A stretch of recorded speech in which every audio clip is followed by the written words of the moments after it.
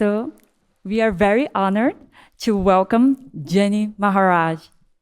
She has been dedicated office bearer in the Sri Sathya Sai International Organization in South Africa, Zone 9, for nearly 30 years, an accomplished attorney, conveyancer, and notary public practitioner for 35 years. Jenny has served the Sai organization in numerous roles, including National Council member since 1998, trustee and secretary of the Sathya Sai Central Trust, SA, South Africa, and current national president of SSO SA since 2021. She's also been a Balvicles teacher, editor of the Sai Times newsletter, and a frequent speaker at a national and international Sai events. Jenny's long-standing service and commitment are deeply valued, and we are thrilled to have her with us. My humble pranams at the divine lotus feet of Bhagawan Sri Sathya Sai Baba, respected elders guiding our organization, loving sisters and brothers, Om Shri Sai Ram. As a daughter from Sai daughter, I am a Sai daughter from South Africa. I am humbled and blessed to share with you today 3 transformational experiences I have had with our beloved Baba, out of so many that still to this day leaves me in awe. From my PowerPoint photographs, which will be put on shortly, you will see that I have had experiences with Baba during his lifetime, which I will share with you. And then I give you an experience post-Samadhi, which I think is very important because it absolutely defines Swami's omnipresence. And that omnipresence is here right now with all of us. And lastly, I will share with you my short experience that captures Swami's humor and his very mischievous nature. So I hope you enjoy that. First slide, please. Swami came into my life in 1973, a few months before my wedding. I definitely was not ready for a guru, having just graduated with a law degree. I was so full of youthful ego. We all are victims of that. To understand the need of a guru in my life. So my connection at that point in time with Swami was very distant.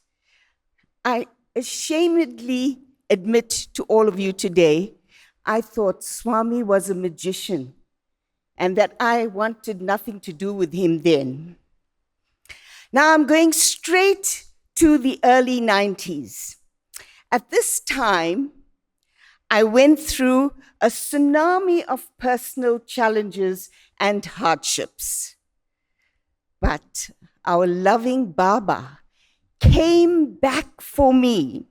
To this day, I thank him from the bottom of my heart because he came back for me. And I have been able then to serve in his sacred organization, which I joined immediately from that point onward.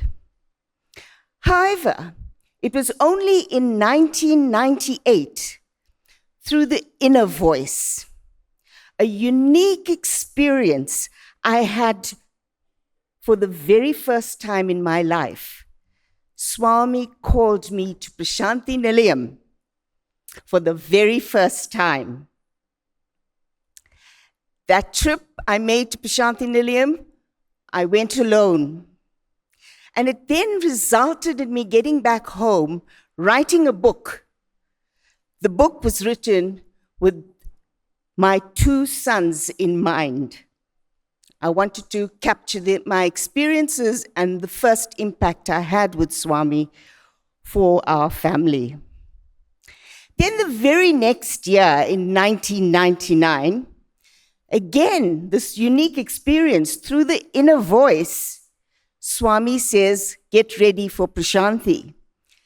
Immediately I get this inner voice message from him. I get a call from our national president who asks me, are you going to Prasanthi for the youth conference, the second World Youth Conference? And I said, yes, I'm going to Prasanthi because I followed Swami's instructions immediately. And he said, then you will take care of the South African young adult ladies at the conference. So I felt truly blessed that I had this wonderful experience. When the conference was over, that morning after darshan, a few of us were called back into the Cycle Hall. And Swami, with his own hands, gave me a sari. He allowed me to take Padam Namaskar, and he tapped my head with a blessing.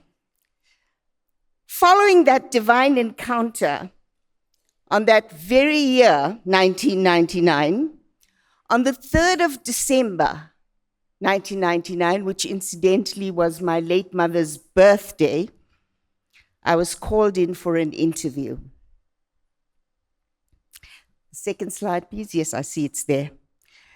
The experience of this interview completely changed my life forever, which I will share quickly what took place. I was walking down with two friends to the darshan chit lines. In those days, we went there and we drew a chit in order to know where we would sit. And then Swami, again, as I said, the communication between him and me was through the inner voice. He says to me very loudly, my friends are right next to me, go back and get the book. Of course, I didn't in any way, I thought I'm going mad. That's a normal human experience. But I'd never denied Swami when he gave me instructions. So I rushed back to my room. And when I got there, I had also prepared for the organization, on the instructions of the organization in South Africa, a feasibility paper for the establishment of the Institute of South Africa. And we saw the tremendous work that's being done this morning as well. And I was supposed to have handed it to Professor Swami at Whitefields. I met with him, but he strangely said to me, you must hand it to Bhagawan. And I didn't quite understand what that meant, so I thought, well, maybe I'll go back to South Africa and say, we haven't had an opportunity to have it blessed by Swami. But I took the Institute feasibility paper with me, with my book, and I was worried, because in those days, you could not take anything into the Cycle Hall. The Sevadals would not allow you to carry anything. But I thought to myself, look, if I'm going mad, something will unfold shortly. But if it's Swami's instructions, I should be fearless. So I walked, everybody had gone in. I didn't draw a chit line, but I saw our very important Sevadal at the gate, and she was yelling at me, come, come, come, Swami's coming out. So I ran, and I thought, oh, Baba, the book, the paper. I thought she was going to confiscate it. She didn't. He made it invisible, I think. And we went straight into the, she pushed me straight to go down into the corridors. I landed right at the front. I was placed in the front seat, front line. Swami came out, and the rest is history. I had that interview with Swami. Swami in the interview room, I presented the feasibility for the Institute, which he paged through, and I asked him, I said, Swami, will you guide us? And then he said, these were his exact words, Swami knows everything. And that, again, was like a 360-degree turnaround for me. So I got confirmation of what I wanted. And what really interested me about the Institute was that I had added a letter from the late Professor Vinod Gathiram of the medical school, because I was hoping to have a synergy between the institute in the future and the medical school, which actually did transpire. And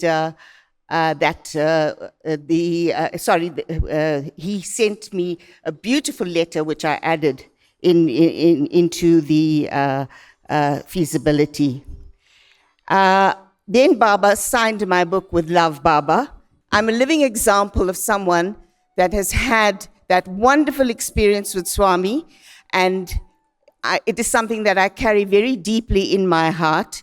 And with his love and grace and protection, I'm allowed to serve in his magnificent organization.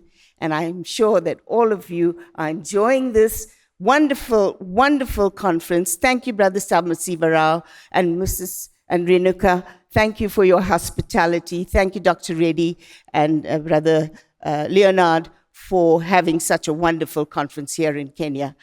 On another occasion, I will share my experiences with you. Sai Ram.